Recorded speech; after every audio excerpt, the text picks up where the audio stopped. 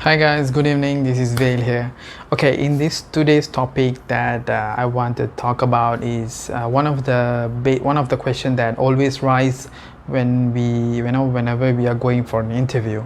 That is, tell what is your expected salary, or what is the amount of salary you're looking for this position. All right, so this is very common, and when I was training graduates, most of this is one of the typical question they will ask me.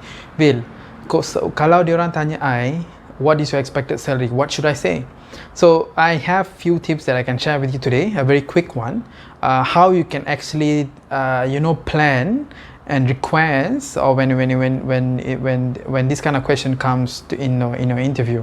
All right, the very first one is that for you to do a market research. So it's abundant. If you go to any job portal or job advertisement online, usually certain companies, they will actually put certain range of salary for specific positions. So that could be a good guideline for you to actually think about what is the amount that you need, or you can ask your prospect employer your expected salary. You could actually set your expected salary based on that particular guideline.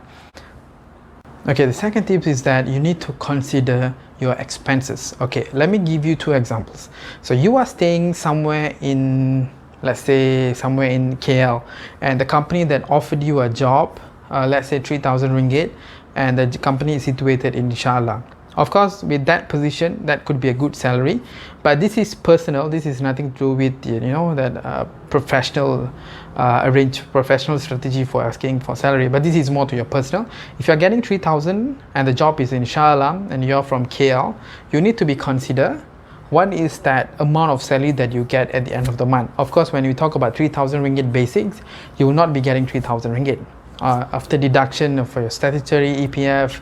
EIS and so on, you might be getting about 2.7 or 2.6, and you need to think about all the commitment you have, maybe a bike or car, how much that out of that 2,700 or less, how much of it will go to the car and bike, your expenses to your family, your transport expenses and so on. At the end of the day, how much of money that left with you for your saving and your future planning.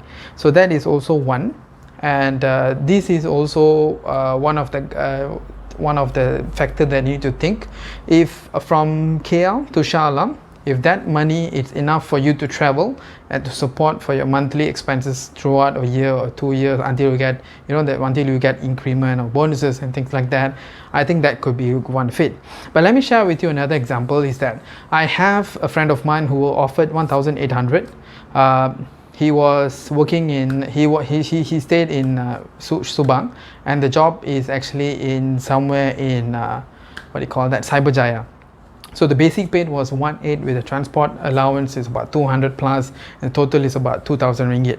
I know for a fresh graduate, nothing is that kind of amount of salary is better than nothing, but he eventually took the job. But guess what? His expenses of traveling and the commitment he has to pay out of the transport and the food in the place that he's working, he couldn't actually cope with the amount of salary that he got offered.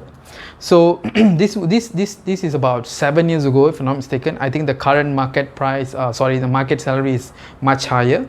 So that is also another guideline you think. Sometimes accepting a job, it's always good, but sometimes we need to think about what are the consequences of us to accept a job, and think about how much we can save and how much we need to spend in order to go for a job. At the end of the day, the purpose we are working is to save money and to develop our future plans, which is investment or whatever, so that you have in your mind. All right. The third tip is that unexpected salary. I have graduates, not to say anything, but when they have first class degree, they have degrees from this overseas university, their expectation is above the par. In one of my experience is that I have a graduate who earned about, she did a part-time job. She earned about, she's from an university from US that point of time. She worked in a company for about 2 months, and the salary she earned within the 2 months is about 16,000. So I was shocked. I couldn't believe, fresh graduate, 2 months, 16,000. For me, it's a big shock. So I asked her, how did you, can you explain more? How did you get? She said, I worked, the basic is about 1,000 plus, and I have this overtime and allowances. And because it was a 2 months project, just a specific project, so she earned about that much. and when she come for an interview, she was expecting at least 10,000 ringgit basic pay for that position she's applying. And the reason given to her by us is that I've earned this much by working for 2 months, so I think my expected salary should be this much.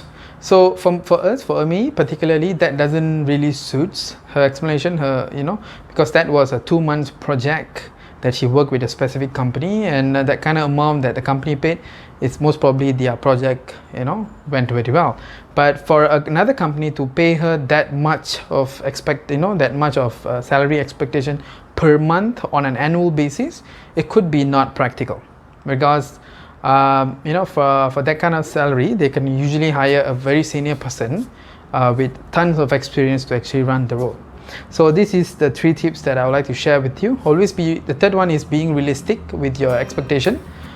Don't go over par, and with the justification that with the justification that might not be acceptable for the future employees. Thank you.